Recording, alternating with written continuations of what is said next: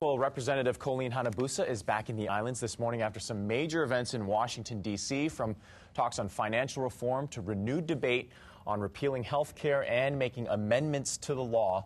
And she joins us now live this morning. Congresswoman Hanabusa, good morning, and thank you for joining us here this morning. Thanks for having me. Let's talk a little bit about the State of the Union. You attended the State of the Union last week when President Obama said that he's open to some changes to the new health care law.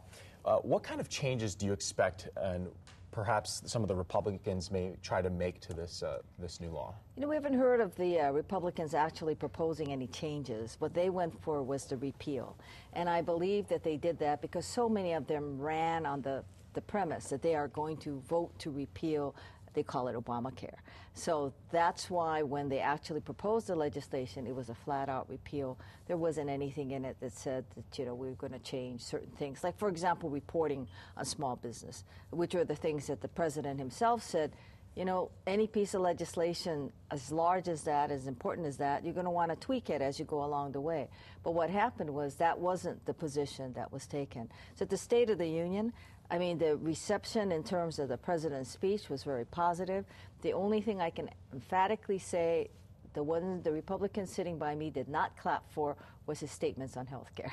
And you also got a chance to speak in front of your peers last week as well. Tell us a little bit about that. Well, what it really is that the way the House works is that they have a period of time set aside where people are given a minute. And both of your caucuses are responsible for getting people out there.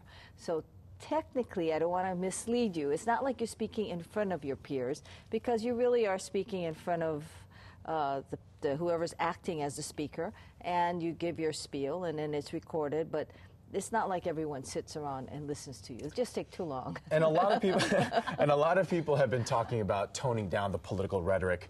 Have you noticed any changes on Capitol Hill besides, you know, Democrats sitting next to Republicans? There has been a lot of toning down, even with the health care debate, and of course it is all because of Gabby Giffords, and people are very concerned that the rhetoric was getting out of hand.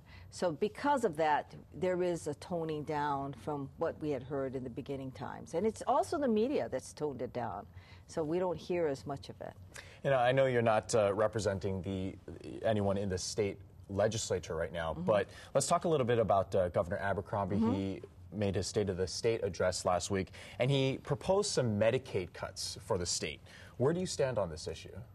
You know, I've always felt that the responsibility of government is to help those who cannot help themselves.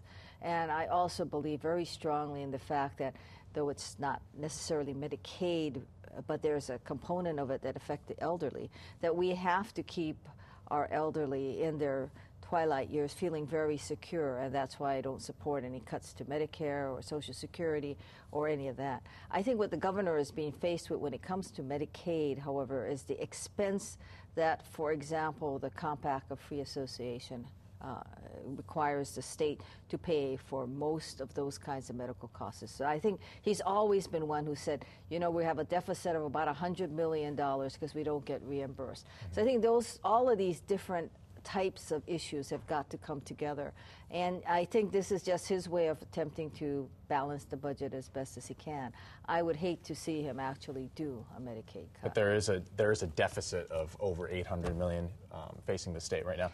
Ms. Hanabusa, we thank you for your time. Thank you. We hope you have a safe trip back to Washington, D.C.